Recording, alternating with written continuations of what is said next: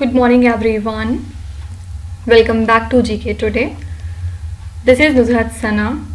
I hope आप सब बिल्कुल ठीक होंगे और आज के सेशन में हम डिस्कस करेंगे 26 नवंबर के सबसे most important current affairs.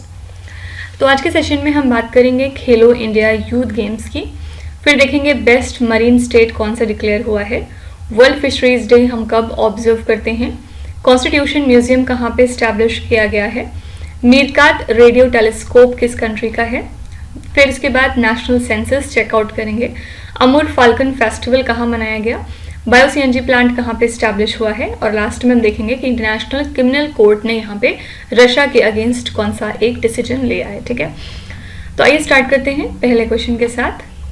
Which state is the host of Khelo India youth games 2025? Khelo India youth games 2025 के लिए मेजबान कौन सा राज्य है? आंसर है यहाँ पे C option Bihar. Bihar host करेगा खेलो इंडिया यूथ गेम्स 2025 को, जो कि अप्रैल मंथ में होंगे और पहली बार बिहार इसके अलावा खेलो इंडिया पैरा गेम्स भी होस्ट करने वाला है 2025 का. और जो पहला पैरा गेम्स एडिशन था वो दिल्ली में हुआ था लास्ट ईयर. खेलो इंडिया यूथ गेम्स 2023 में तमिलनाडु के अंदर हुआ था. बिहार का एक इम्पॉर्टेंट रोल है in the ministries infrastructure development and athletes को ग्रास रूट सपोर्ट प्रोवाइड करने में. ठीक है, तो हमें बस सिंपली याद रखना है कि जो 2025 में खेलो इंडिया यूथ गेम्स होने वाले हैं अप्रैल मंथ में, उसके लिए वेन्यू स्टेट कौन सा है, सो दैट इज बिहार. ठीक है, क्या क्या क्वेश्चन आपसे एज अ स्टैटिक फैक्ट पूछा जा सकता है. सबसे पहले खेलो इंडिया यूथ गेम्स कब स्टार्ट हुआ था? तो 2018 में ये स्टार्ट हुआ था. कौन सी मिनिस्ट्री ऑपरेट करती है खेलो इंडिया स्कीम को? This is ministry of youth affairs and sport. ठीक है, कौन सी सिटी है जिसने की होस्ट किया था इनॉग्रल खेलो इंडिया पैरा गेम्स को? सो दैट इज न्यू दिल्ली. 2022 में ये स्टार्ट हो गए थे. ठीक है, और यहाँ पे अगर हम बिहार के कुछ स्टैटिक फैक्ट देखें तो कौन सी रिवर है जो फ्लो होती है through the state of Bihar? It is the Ganga river. और कौन सी एक एंशियंट यूनिवर्सिटी है जो कि बिहार में है? It is the Nalanda university. अगले स्टेट में चलिए हम कुछ पुराने समिट्स एंड कॉन्फ्रेंसेस को रिवाइज कर लेते हैं. Recently where was the 16th edition of BRICS summit 2024 held? BRICS summit 2024 का 16th एडिशन कहाँ पे हुआ है? आंसर है Kazan, Russia. Recently, which country hosted the 17th annual International Biocuration Conference? 17th edition annual International Biocuration Conference का हुआ है India के अंदर. Which country will be hosting the second Asia Pacific Ministerial Conference? ये already हो चुकी है on civil aviation on 11th and 12th of September. इसको होस्ट किया था इंडिया ने. Recently, where was the second international conference on green hydrogen held? ये दूसरी ऐसी कॉन्फ्रेंस थी ग्रीन हाइड्रोजन पे, इसको होस्ट किया है नई दिल्ली ने. Recently, the Indian Council for Cultural Relations held a conference of Buddhist monk and scholars in which city? तो ICCR ने ये कॉन्फ्रेंस कंडक्ट की थी कोलंबो, श्रीलंका में. Recently, which country hosted the G20 second employment working group meeting? इसको host किया Brazil ने. Which country hosted the 19th edition of International Conference of Drug Regulatory Authorities? Answer here is India. ठीक है, question number 2 है Which state received the award for the best marine state on the World Fisheries Day 2024? विश्व मत्स्य दिवस 2024 पर किस राज्य को सर्वश्रेष्ठ समुद्री राज्य का पुरस्कार मिला है? आंसर है सी ऑप्शन, केरला. सबसे पहले वर्ल्ड फिशरीज डे हम सेलिब्रेट करते हैं 21 नवंबर को. इस साल का जो फंक्शन था वो नई दिल्ली में कंडक्ट किया गया है. ओके, तो डिपार्टमेंट ऑफ फिशरीज ने यहाँ पे स्टेट्स को ऑनर किया है, न सिर्फ स्टेट को बल्कि डिफरेंट डिस्ट्रिक्ट्स और इंडिविजुअल्स को भी उनके कॉन्ट्रीब्यूशंस के लिए. और केरला यहाँ पे विनर साबित हुआ as the best marine state. ठीक है, तेलंगाना को यहाँ पे रिकॉग्नाइज किया गया है as the best inland state. Uttarakhand ने रिसीव किया है best Himalayan and the north eastern state award. और इसके अलावा जम्मू कश्मीर यहाँ पे साबित हुई है बेस्ट यूनियन टेरिटरी. ठीक है, तो ये अलग अलग कैटेगरीज हैं, इसमें आपको याद रखना होगा. यहाँ पे आपसे बेस्ट मरीन स्टेट पूछा गया है तो आंसर इज केरला. अगर आपसे पूछा जाएगा बेस्ट इनलैंड स्टेट कौन सा है, so that is Telangana. Best Himalayan और नॉर्थ ईस्टर्न स्टेट है उत्तराखंड और लास्ट में बेस्ट यूनियन टेरिटरी साबित हुई है जम्मू एंड कश्मीर. ठीक है, यहाँ पे आंसर है सी ऑप्शन, केरला. केरला के कुछ स्टैटिक फैक्ट्स देखें तो कौन सा एक इम्पॉर्टेंट डांस फॉर्म यहाँ से ओरिजिनेट हुआ है, और बहुत ज़्यादा एग्जाम में पूछा जाता है कि कथकली कौन से स्टेट का डांस फॉर्म है, आंसर इज केरला, राइट।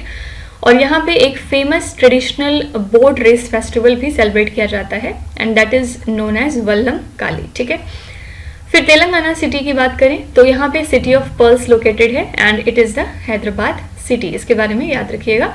और कौन सा एक हिस्टोरिकल फोर्ट है तेलंगाना में जो कि थ्राइविंग डायमंड ट्रेड सेंटर है, आंसर है गोलकोंडा फोर्ट। और उत्तराखंड की अगर हम यहाँ पे बात करें तो कौन सा एक नेशनल पार्क है उत्तराखंड में, also it is a UNESCO world heritage site और ये अपनी फ्लोरल डाइवर्सिटी के लिए जाना जाता है, it is the valley of flowers national park, ठीक है। ये बेसिकली लोकेटेड है with in the Nanda Devi biosphere reserve, fine. फिर एक सैक्रेड रिवर कौन सी है जो कि गंगोत्री ग्लेशियर से ओरिजिनेट होती है उत्तराखंड के, it is the Ganga river. और एक फेमस पिलग्रिम स्पॉट है उत्तराखंड में, साथ ही ये 4 धाम यात्रा का भी हिस्सा है, इट इज़ द केदारनाथ, ठीक है। अगली स्लाइड में चलिए हम अवार्ड्स एंड ऑनर्स के क्वेश्चन देखते हैं। Recently, who was honored with the World Literary Prize for her contribution to literature by the World Organization of Writers? ये ऑनर दिया गया है ममताजी सागर को। मुरलीधर चंद्रकांत भंडारे who recently passed away was the former governor of which Indian state? हाल ही में इनका निधन हो गया, ये फॉर्मर गवर्नर हैं उड़ीसा के लिए। Who were awarded the 2024 Nobel Prize in Physiology or Medicine for the discovery of microRNA? Answer here is Victor Ambros and Gary Ruvkun. Recently, which Indian received an honorary knighthood from the United Kingdom's King Charles III? Answer is Sunil Bharti Mittal. Kalinga Prize is related to which field? Kalinga Prize दिया जाता है science के sector में। Recently, who has been appointed as the Chief Secretary of UP? UP के नए chief secretary बने हैं mister Manoj Kumar Singh. National Geoscience Award which was seen in the news is instituted by which ministry? इस award को institute करती है ministry of mines, ठीक है। क्वेश्चन नंबर 3 है Where was the India's first Constitution Museum inaugurated recently? हाल ही में भारत का पहला संविधान संग्रहालय कहाँ पर उसका उद्घाटन किया गया है? The answer is Sonipat in the state of Haryana. India का ये फर्स्ट कॉन्स्टिट्यूशन म्यूजियम है जिसको कि इनॉग्रेट किया गया है at OP Jindal global university और ये लोकेटेड है सोनीपत हरियाणा में। तो इस म्यूजियम को लॉन्च किया है हमारे लोकसभा स्पीकर ओम बिरला जी ने during the national convention on the constitution of India, और इसी के साथ ही सेलिब्रेट करता है हमारा 75 ईयर का journey of the Indian constitution, और ये हमारे आर्किटेक्ट्स को भी ट्रिब्यूट पे करता है। तो इस म्यूजियम में फीचर्ड हैं डिफरेंट सेक्शंस जो कि डेडिकेटेड हैं to the parts of the constitution, their significance and the historical debates behind its creation. और इस इनिशिएटिव का पर्पस है कि हम पब्लिक अंडरस्टैंडिंग को इन्हांस कर सकें रिगार्डिंग कॉन्स्टिट्यूशन और ये सर्व कर सके एज अ की एजुकेशनल डेस्टिनेशन, ठीक है। तो इंडिया का पहला कॉन्स्टिट्यूशन म्यूजियम इनॉग्रेट हुआ है सोनीपत में जो कि हरियाणा स्टेट में लाई करता है, ठीक है। अच्छा, इंडियन कॉन्स्टिट्यूशन के रिगार्डिंग अगर आपसे पूछा जाए कि लास्ट पर्सन कौन थे to sign the Indian constitution, so that was Firoz Khan Noon. इनका नाम जरूर याद रखिएगा, ठीक है। और ये लास्ट पर्सन है to sign the Indian constitution. Indian constitution का कौन सा हिस्सा है जो कि डील करता है with the fundamental rights? It is the part number 3। कौन सा अमेंडमेंट है जिसको कि प्रीएम्बल अमेंडमेंट के नाम से भी जाना जाता है? It is the 42nd number of amendment, ठीक है। ये 1976 में हुआ था, इसको आप प्रीएम्बल अमेंडमेंट के नाम से भी जानते हैं क्योंकि इसमें जो है ऐड किए गए थे word socialist, secular and integrity to the preamble, okay. कई बार एग्जाम में पूछा गया है कि ये तीनों वर्ड्स किस अमेंडमेंट के तहत इंक्लूड किए गए हैं प्रीएम्बल में, सो that is 42nd number of amendment act, ठीक है। कभी अगर हम लोग पॉलिटिक्स साथ में पढ़ेंगे तो फिर और भी इंटरेस्टिंग क्वेश्चंस को वहां पे कवर करेंगे। अगली स्लाइड में आइए हम कुछ नेशनल न्यूज देखते हैं। Which state government has recently declared snake bite envenomation as a notifiable disease? Snake bite का जो पॉइजन होता है ये एक नोटिफाइबल डिजीज बन गया है तमिलनाडु में, ठीक है। Which state government recently launched the mission निश्चय? इसको लॉन्च किया था पंजाब की सरकार ने। Recently, state-owned Coal India Limited secured its first major mineral asset, which is a graphite block in which Indian state. तो इन्होंने अपना पहला मेजर मिनरल एसेट यानी कि एक ग्रेफाइट ब्लॉक जो है सिक्योर कर लिया है मध्य प्रदेश में। Recently where was the India's first coal gallery inaugurated? आप देख सकते हैं सब क्वेश्चन बहुत रिसेंट है, यानी कि अक्टूबर का है, ये वाला क्वेश्चन नवंबर का है, ठीक है। तो इंडिया की पहली कोल गैलरी इनॉग्रेट हुई है national science centre New Delhi में। Polavaram water project is associated with which Indian state, ये रिलेटेड है आंध्र प्रदेश के साथ। Which state became the first Indian state to buy land in Kashmir for tourism, तो लैंड बाय कर ली है महाराष्ट्र ने कश्मीर में टूरिज्म के पर्पज से। Which ministry has consistently ranked amongst the top 10 ministries in grievance redressal assessment index for 2023 to 24, top 10 में कौन सी मिनिस्ट्री आती है? It is the ministry of home affairs. ठीक है, क्वेश्चन नंबर 4 है MeerKAT radio telescope which was seen in the news is located in which country. MeerKAT radio दूरबीन जो समाचारों में थी, ये किस देश में स्थित है? Answer here is B option, South Africa. तो एस्ट्रोनॉमर्स की एक इंटरनेशनल टीम बनाई गई थी जिन्होंने मीरकैट रेडियो टेलीस्कोप का यूज किया है to study the giant radio galaxies in the COSMOS field. ठीक है, कॉस्मोस का यहाँ पे फुल फॉर्म क्या है? कॉस्मोलॉजिकल एवोल्यूशन सर्वे फील्ड। और मीरकैट लोकेटेड है साउथ अफ्रीका के नॉर्दर्न केप प्रोविंस में। और ओरिजिनली अगर हम देखें तो इसमें 20 रिसेप्टर्स मौजूद हैं, लेकिन अब इसकी फंडिंग इंक्रीज की गई है। नाउ इसमें 64 रिसेप्टर्स हैं।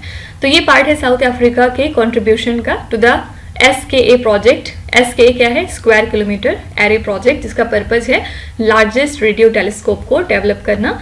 मीरकैट एक पावरफुल रेडियो इंटरफेरोमीटर है जिसमें कि 64 डिशेस मौजूद हैं। सारी की सारी डिशेस 13.5 मीटर्स वाइड हैं और इनके थ्रू स्टडी किया जाता है यूनिवर्स के एवोल्यूशन को यूजिंग द रेडियो सिग्नल। ठीक है, तो मीरकैट रेडियो टेलीस्कोप किस कंट्री में लोकेटेड है? आंसर है B option, South Africa. Okay, MeerKAT radio telescope की लोकेशन क्या है? आंसर है northern cape province in South Africa. इसमें टोटल कितने डिशेस मौजूद हैं फिलहाल? तो आंसर है 64 डिशेस और हर डिश की डायमीटर कितनी है? So that is 13.5 metres. ठीक है, स्क्वायर किलोमीटर एरे की हमने यहाँ पे बात करी है। तो कौन सी कंट्रीज प्राइमरीली इन्वॉल्व हैं इस प्रोजेक्ट में? These 2 countries are South Africa and Australia. Purpose क्या है इस SKA प्रोजेक्ट का? तो इनका पर्पस है लार्जेस्ट रेडियो टेलीस्कोप को क्रिएट करना, यूनिवर्स को एक्सप्लोर करने के पर्पस से। ओके, अगली स्लाइड में आइए हम science and technology related news कुछ देखते हैं। What is the primary mission of the Growth India Telescope recently seen in the news? इस टेलीस्कोप का मिशन क्या है? आंसर है to observe the explosive transients and the variable sources including the near earth asteroid. इनको observe करना, इनको examine करना। What is kleptoparasitism? Recently mentioned in the news. ये क्या है? ये एक प्रोसेस है जहाँ पे एक एनिमल फूड या रिसोर्सेज स्टील करता है that another has already quarter prepared. Anakapalli region recently seen in the news due to chemical disaster is located in which Indian state? ये region है आंध्र प्रदेश में। Lumpy skin disease is mostly occurred in which species or group? ये disease ज़्यादातर cattles में होती है। Recently, which space organization has designed the skull of the female half humanoid named as Vyomitra? ये develop किया है इसरो ने। Bpal is a type of treatment used for which disease? इसको यूज किया जाता है to treat the TB। What are pheromones recently seen in the news? Pheromones क्या है? ये एक केमिकल सब्सटेंस है जो कि आउटसाइड द बॉडी सेक्रेट होता है। ठीक है, क्वेश्चन नंबर 5 है Recently, which Middle Eastern country has launched its first national census in nearly 40 years? हाल ही में किस मध्य पूर्वी देश ने लगभग 40 वर्षों में अपनी पहली राष्ट्रीय जनगणना शुरू करी है? ये कंट्री है Iraq. B option is the right answer.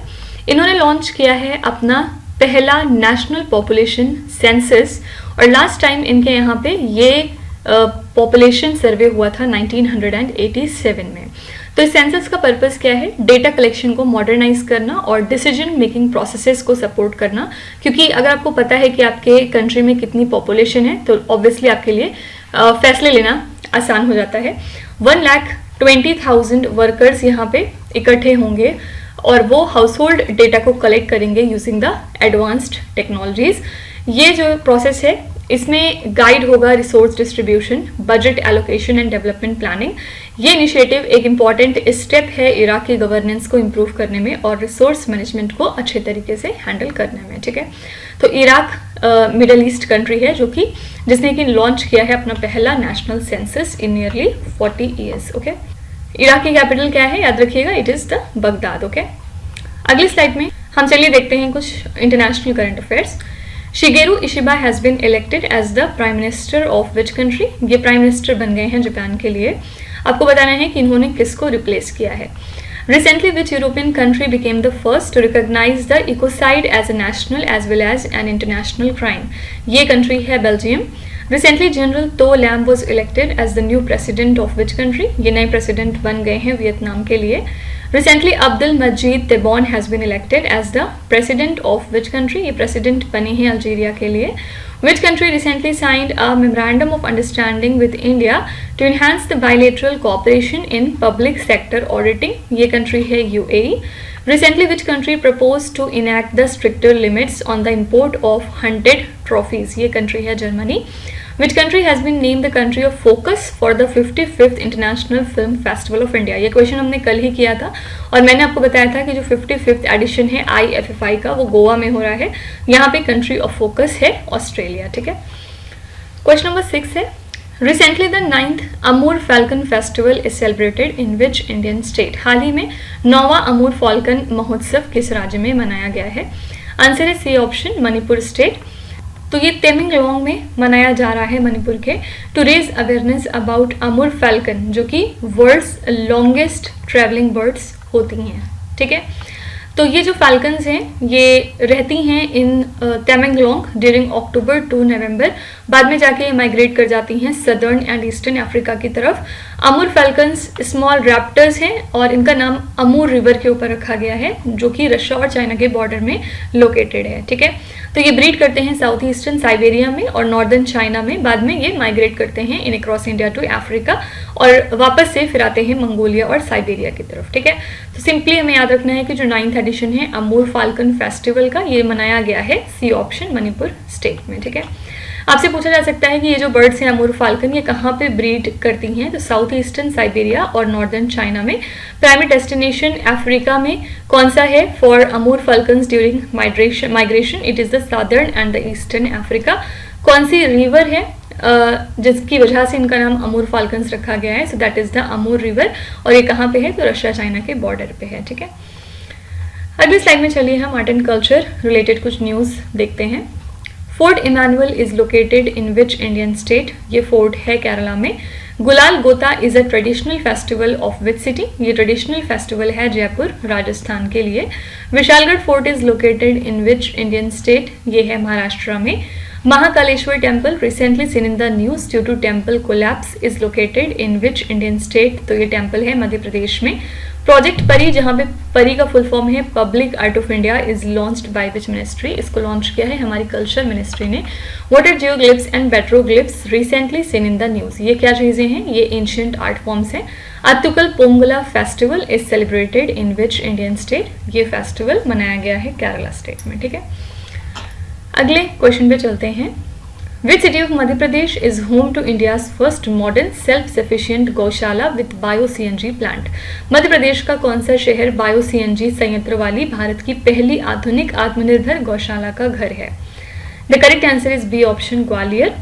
यहाँ पे प्राइम मिनिस्टर नरेंद्र मोदी ने इनॉग्रेट किए हैं 100 TPD कैटल डंग बेस्ड कॉम्प्रेस्ड बायोगैस प्लांट। कहाँ पे? ग्वालियर के अंदर।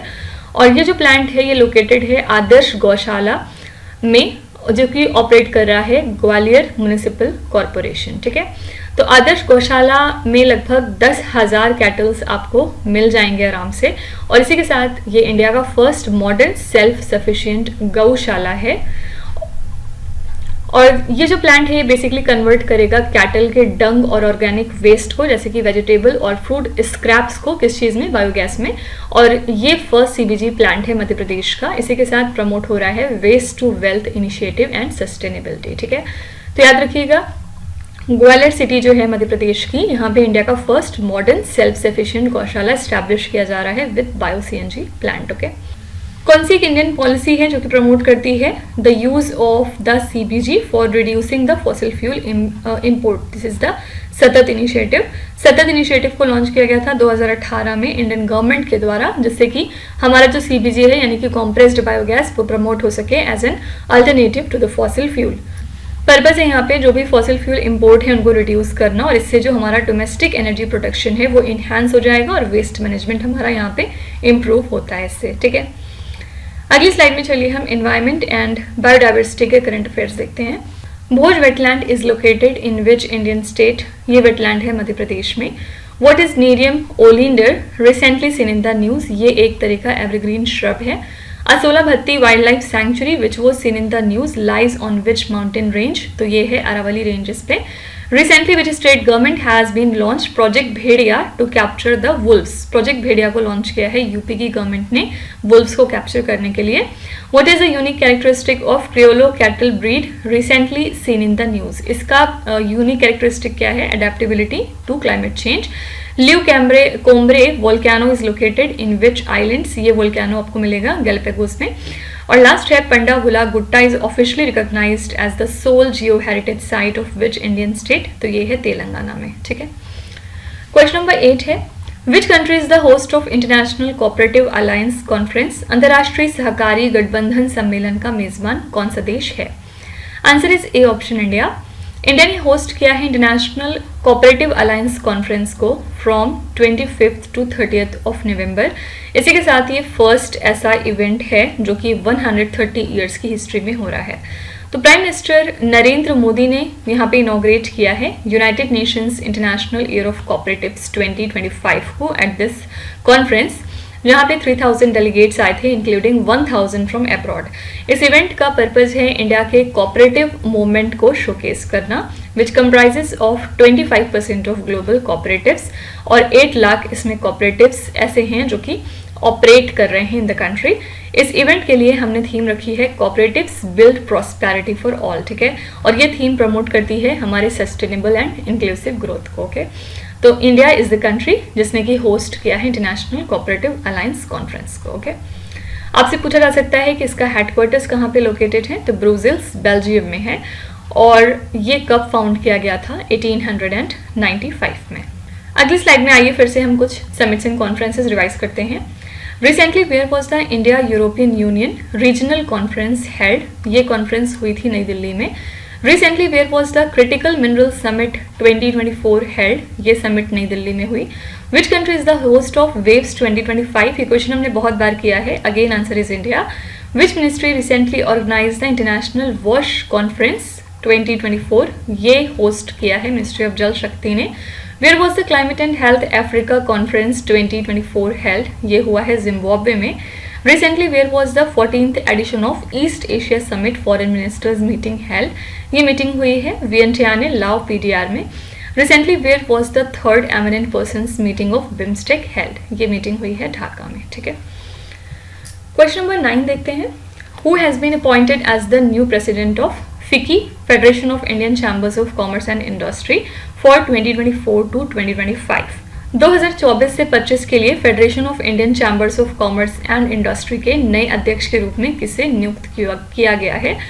The correct answer is B option Harshvardhan Agrawal. ठीक है। ये मैनेजिंग डायरेक्टर हैं और वाइस चेयरमैन हैं इमामी ग्रुप के। ये बन गए हैं प्रेसिडेंट फिकी के फॉर 2024 टू 2025। अगर आपसे पूछा जाए कि इन्होंने रिप्लेस किसको किया है तो इन्होंने रिप्लेस किया है अनीश शाह को। ठीक है। तो फिक्की में और भी बहुत से नए अपॉइंटमेंट्स हुए हैं, जैसे कि अनंत गोयनका यहाँ पे बने हैं सीनियर वाइस प्रेसिडेंट और ये वाइस चेयरमैन है आरपीजी ग्रुप के। फिर विजय संकार वाइस प्रेसिडेंट बने हैं, चेयरमैन है सनमार ग्रुप के। और फिक्की एक मेजर बिजनेस लॉबी ग्रुप है इंडिया का, जहाँ पे रिप्रेजेंट होते हैं business interest and lobbying for favourable policies. FICCI को फाउंड किया गया था 1927 में और फिक्की क्लेम करता है to be the largest business organisation in India. ठीक है। तो यहाँ पे करेक्ट आंसर हो जाएगा बी ऑप्शन हर्षवर्धन अग्रवाल। ये बन गए हैं नए प्रेसिडेंट फिक्की के लिए और इन्होंने सक्सीड किया है मिस्टर अनीश शाह को। ओके। अगली स्लाइड में चलिए हम कुछ इंपॉर्टेंट पर्सनालिटीज देखते हैं जो न्यूज में थी। Recently which Indian receive the green Oscar Whitley gold award 2024? ये रिसीव किया है पूर्णिमा देवी बर्मन ने। Luis Montenegro became the new prime minister of which country? ये नए प्राइम मिनिस्टर बन गए पोर्तुगल के लिए। Recently, who became the first black leader of a government in the UK? ये हैं Vaughan Gething. Recently, who has been appointed as secretary at director level in the National Jute Board Kolkata under the Ministry of Textile? इनका नाम है Shashi Bhushan Singh. Recently, who has been selected for the Malcolm Adisesha Award 2023? यहाँ पे winner हैं उत्साह Patnaik. Recently, which organization has been conferred the Outstanding Public Sector Undertaking means PSU of the Year award? ये दिया गया है HAL को, यानी कि हिंदुस्तान एरोनॉटिक्स लिमिटेड को। Tumaini festival, the only festival held in refugee camp, recently received which award? ये इसने रिसीव किया है कल्चर्स ऑफ रेजिस्टेंस अवार्ड को। ठीक है, क्वेश्चन नंबर 10 है, Recently, the International Criminal Court issued the arrest warrants for the Prime Minister of which country? हाल ही में अंतर्राष्ट्रीय आपराधिक न्यायालय ने किस देश के प्रधानमंत्री के लिए गिरफ्तारी वारंट जारी कर दिया है? The answer is C option, Israel. Israel के प्राइम मिनिस्टर कौन है? Benjamin Netanyahu.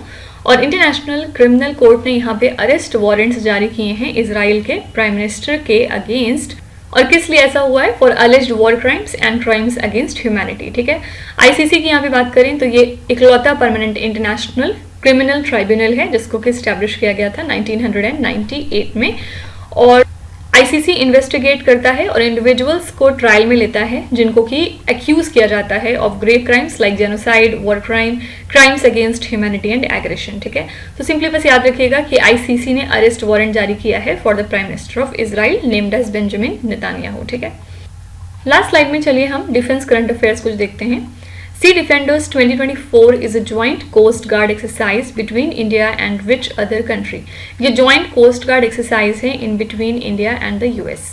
According to the SIPRI report, how many nuclear warheads does India currently have? SIPRI की रिपोर्ट के हिसाब से हमारे पास currently 172 nuclear warheads हैं।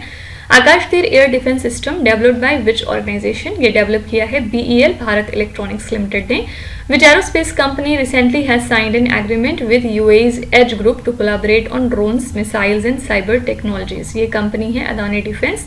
Recently, which shipyard has launched the first indigenously built Talwar class frigate named as Triput? इसको develop किया है Goa shipyard limited ने। Zorawar tanks is developed by which organisation? इसको डेवलप किया था DRDO ने। और लास्ट है recently where was the naval exercise Cutlass Express 2024 held? ये एक्सरसाइज हुई है सीशेल्स में। ठीक है, तो इसी के साथ हमारा सेशन यहाँ पे कंप्लीट होता है। हमने आज के 10 करंट अफेयर्स कर लिए along with the revision part. I hope कि आपने सेशन को एंजॉय किया होगा और डेफिनेटली आप काफ़ी कुछ नया सीख के जा रहे होंगे।